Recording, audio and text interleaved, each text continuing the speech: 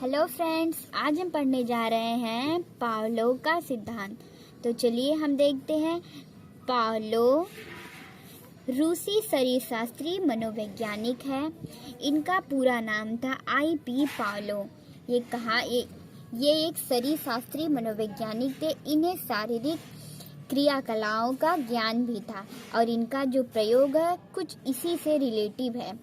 इन्होंने अपने प्रयोग को कुत्ते पर किया था और कुत्ते के लार ग्रंथि में इन्होंने पाइप लगा दिया था। इसी के अनुसार अपने परीक्षण को किया था। तो चलिए पहले हम इनके सिद्धांत के बारे में थोड़ी सी जानकारी ले लेते हैं, फिर आगे बढ़ते हैं। तो इन्होंने दिया था अनुकूलित अनुक्रिया का सिद्धांत। किसका दिया था? अनुकूलित अनुक्रिया का सिद्धांत इन्होंने दिया था। एक ये था अधिगम के इस सिद्धांत के लिए, जो इन्होंने अधिगम के इस सिद्धांत के लिए इन्हें नोबेल पुरस्कार भी मिला था। इन्होंने अनुकूलित अनुक्रिया का सिद्धांत दिया था। अधिगम के इस सिद्धांत के लिए इन्हें नोबेल पुरस्कार मिला था। इनके जो अनुकूलित अनुक्रिया का सिद्धांत उसको कई नाम से जानते हैं। सबसे पहला है कि पावलोव का अनुकूलित अनुबंधन सिद्धांत के नाम से जानते हैं, शास्त्रीय अनुबंधन सिद्धांत के नाम से जानते हैं, क्लासिकल अनुबंधन सिद्धांत के नाम से जानते हैं, संबद्ध प्रत्यावर्तन या सहज क्रिया द्वारा सीखना। इनके अनुकूलित अनुक्रिया का सिद्धांत जो है उसे इन 4 नामों से भी जाना जाता है। तो इसमें से एग्जाम में कोई भी नाम दे सकता है। तो सिद्धांत का आधार क्या था? तो चलिए देखते हैं। इसमें था कि प्राणी द्वारा की जाने वाली स्वाभाविक क्रियाएं, जो प्राणी खुद की एक स्वाभाविक क्रिया करता है, जो बिना किसी लर्निंग के अधिगम के, उन्हीं पे इनका अध्ययन था। प्राणी द्वारा की जाने वाली स्वाभाविक क्रिया। तो प्राणी जब है उद्दीपक के संपर्क में आता है तो वो प्रेरित होके तो शारीरिक कुछ क्रियाकलाप करता है। जब वो उस उद्दीपक को कुछ नहीं जानता है लेकिन उसके संपर्क में आता है, उसे वो अट्रैक्टिव लगता, अच्छा लगा, तो कुछ शारीरिक क्रिया करेगा और स्वाभाविक रूप से अनुकूल होगा, अनुकूल क्रियाएं करने लगते हैं और उसे प्रेरित होगा तो उसके प्रति वो स्वाभाविक रूप से अनुकूल क्रियाएं करेगा, फिर उसका अधिगम वो कर लेगा। इसमें कई बातें हैं। सबसे पहले कि स्वाभाविक उद्दीपक, जिसे बोलते हैं US अनकंडीशनल स्टिमुलस, अगर वो स्वाभाविक उद्दीपक है तो उसके प्रति वो स्वाभाविक प्रतिक्रिया करेगा। स्वाभाविक उद्दीपक के प्रति स्वाभाविक प्रतिक्रिया, अगर उससे स्वभाव से मिलता जुलता, अगर उसे वो क्रिया को जानता है, पहले से उसे नॉलेज है, तो उसके प्रति वो स्वाभाविक क्रिया करेगा। लेकिन अगर उसे कुछ भी उसके बारे में ज्ञान नहीं है, अगर तो अस्वाभाविक उद्दीपक के प्रति अस्वाभाविक प्रतिक्रिया करेगा। इसे अस्वाभाविक को अनुबंधित उद्दीपक भी कहते हैं और अनुबंधित प्रतिक्रिया। स्वाभाविक उद्दीपक के प्रति स्वाभाविक क्रिया, या बोल सकते हैं अनुबंधित उद्दीपक के प्रति अनुबंधित क्रिया। तो जो स्वाभाविक उद्दीपक है उसे US से संबंधित करते हैं और स्वाभाविक प्रतिक्रिया UR, और इसको CS और CR। इसमें तो अधिगम के व्यवहारवादी या संबंधवादी सिद्धांत से संबंधित है। ये जो पावलोव का सिद्धांत है ना, वो व्यवहारवादी या इसे संबंधवादी सिद्धांत से हम संबंधित कर सकते हैं। मतलब इसी सिद्धांत से ये संबंधित, ऐसा हो जाता है कि ऑप्शन में आ जाता है कि इनमें से कौन व्यवहारवादी अधिगम के सिद्धांत से संबंधित है। तो पावलोव, इसमें 3 नाम है, पावलोव, थॉर्नडाइक और स्किनर। इसमें से कुछ भी दे सकता है। 1900 ईस्वी में शारीरिक स्वाभाविक क्रिया को उद्दीपक से जोड़कर अपना अध्ययन प्रारंभ किया था। इन्होंने स्वाभाविक क्रिया को जोड़कर प्रारंभ में अपना अध्ययन किया था और 1904 में इन्होंने अनुकूलित अनुक्रिया की अवधारणा विकसित की थी। तो जिसमें अनुकूलित अनुक्रिया की अवधारणा में ही इन्होंने पावलोव ने अपने प्रयोग को प्रस्तुत किया था। इन्होंने अपने प्रयोग को एक कुत्ते पर किया था। किस पे किया था? कुत्ते पर। तो चलिए हम देखते हैं। पावलोव का प्रयोग कुत्ते पर था। किस पे था? कुत्ते पर। कुत्ते को रखने के लिए एक लकड़ी का बॉक्स बनाया। कुत्ते को रखने के लिए एक लकड़ी के बाद इसमें एक घंटी भी लगाई और घंटी को बजाने के लिए एक बटन भी लगाया गया था। एक बॉक्स बना दिया गया और उसमें लकड़ी का बॉक्स था, उसमें घंटी लगी थी, बटन था, ये सब आदि क्रियाएं लगा दी गई थी। जैसा कि हमें पता है कि पावलोव शरीर वैज्ञानिक था, तो उसे सारी इंटरनली शारीरिक क्रियाओं का ज्ञान था, तो वो कुछ इससे रिलेटिव कार्य करेगा। तो चलिए हम देखते हैं क्या करता है। तो पावलोव ने कुत्ते को एक लकड़ी के बॉक्स में रखा था। एक निश्चित समय पर एवं अवधि में कुत्ते के सामने भोजन लाया जा सके एक घंटी भी लगाई गई, जिसे बजाने के लिए एक बटन लगा दिया गया। एक ऐसा निश्चित समय कर दिया गया कि जब कुत्ते के सामने भोजन आएगा और घंटी बटन दबाने पर घंटी बजेगी तब भोजन आएगा। कुछ ऐसे उन्होंने क्रियाकलाप को सेट कर दिया।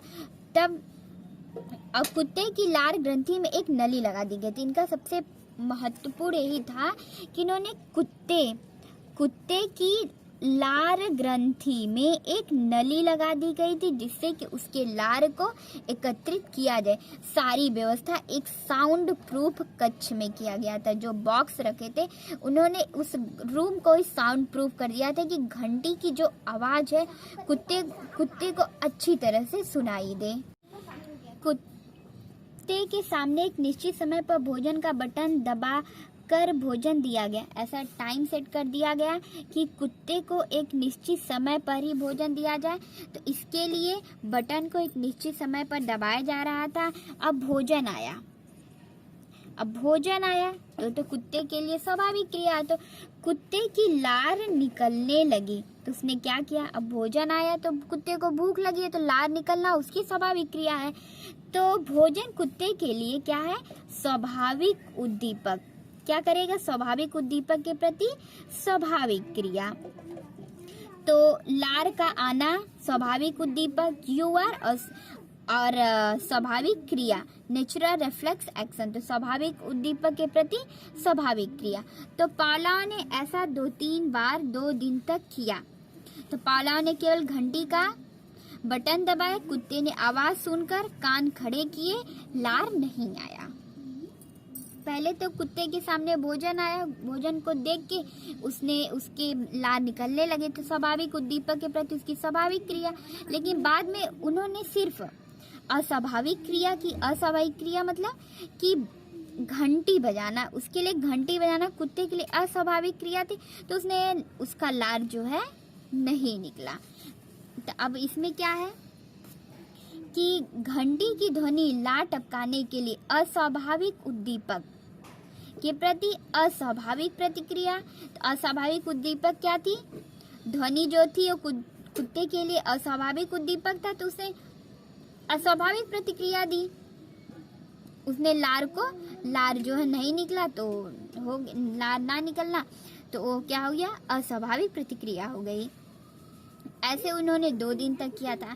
फिर तीसरे दिन उन्होंने क्या किया, तो तीसरे दिन पावलोव ने घंटी का बटन दबाने के तत्काल बाद भोजन का बटन दबा दिया। अब 2 दिन तो किए कि बस बटन का दबाते थे तो कुछ टाइम बाद भोजन देते थे, तो लार नहीं निकलता था। लेकिन तीसरे दिन क्या किए पावलोव ने, घंटी का बटन दबाने के तुरंत बाद भोजन का बटन दबा दिया, मतलब भोजन भी आ गया।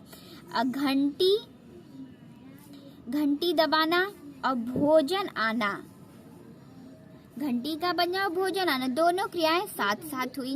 उन्होंने तुरंत घंटी बजाया और भोजन तुरंत आ गया, तो दोनों क्रियाएं साथ साथ हुई। कान भी खड़े किए, लार भी टपकाया। तो उसने क्या किया, तो तुरंत देखा कि घंटी की आवाज सुन के उसने कान को खड़े किए और भोजन को देख के लार टपकाए। तो कई दिनों तक ऐसी क्रियाएं साथ साथ की गई। तो कुछ दिन बाद देखा गया कि बिना भोजन आए केवल घंटी की ध्वनि पर कुत्ते ने कान खड़े किए और लार का स्राव भी होने लगा। तो अब क्या, अंतिम में कुत्ता जो था घंटी की आवाज से भोजन प्राप्त करने के लिए अनुबंधित हो गया। उसने सीख गया कि अब घंटी की आवाज बज गई तो हमें भोजन मिल जाएगा।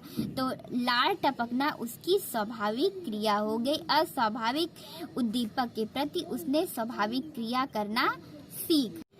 अब हम पढ़ेंगे पावलोव के प्रयोग का विश्लेषण। तो प्राणी के सामने प्राकृतिक या स्वाभाविक उत्तेजक के आने पर प्राणी स्वाभाविक क्रिया होगी। अगर उसे कुछ भी आएगा, अगर प्राकृतिक या कोई स्वाभाविक क्रिया आ रही है तो स्वाभाविक क्रिया ही करेगा, उससे कुछ अलग नहीं करेगा। जो उसे पता है, जो वो जानता है, उसी को ही वो करेगा।